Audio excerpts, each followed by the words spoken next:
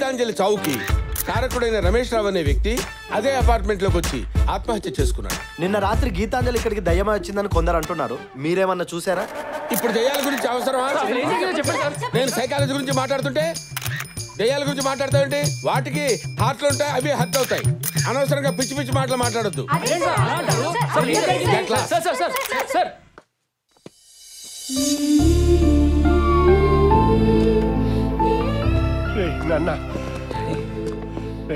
వీళ్ళేనా మనకి హెల్ప్ చేసింది? చాలా థ్యాంక్స్ అండి. థ్యాంక్స్ ఎందుకండి, పదండి.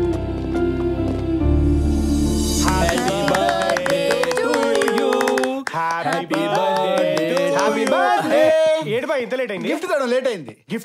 గిఫ్ట్ మీకు కాదు, మీకు విషెస్ మాత్రమే. గిఫ్ట్ సీనుకి. నాకా? ఎస్. ఫోనా? ఫోన్ కాదు, ఫోన్ లో పర్సన్ మాట్లాడు.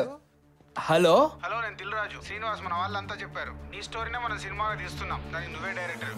Sir thank you very much sir. నేనేంటో ప్రూవ్ చేసుకుంటాను సార్. ఉంటాను సార్. దిల్ రాజు గారు నా సినిమా ఓకే చేశారు. Thank you sir, thank you very much. మనలా మనకు థ్యాంక్స్ ఎందుకు భయ్యా?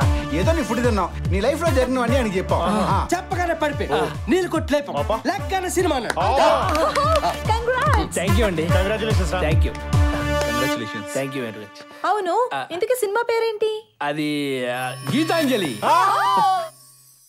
గీతాంజలి చావుకి కారకుడైన రమేష్ రావు అనే వ్యక్తి అదే అపార్ట్మెంట్ లోకి వచ్చి ఆత్మహత్య చేసుకున్నాడు. నిన్న రాత్రి గీతాంజలి ఇక్కడికి దయ్యమై వచ్చిందని కొందరు అంటున్నారు, మీరేమన్నా చూసారా? ఇప్పుడు దయ్యాల గురించి అవసరమా? నేను సైకాలజీ గురించి మాట్లాడుతుంటే దయ్యాల గురించి మాట్లాడతావేంటి? వాటికి హార్ట్లు ఉంటాయి, అవి హర్ట్ అవుతాయి. అనవసరంగా పిచ్చి పిచ్చి మాటలు మాట్లాడు.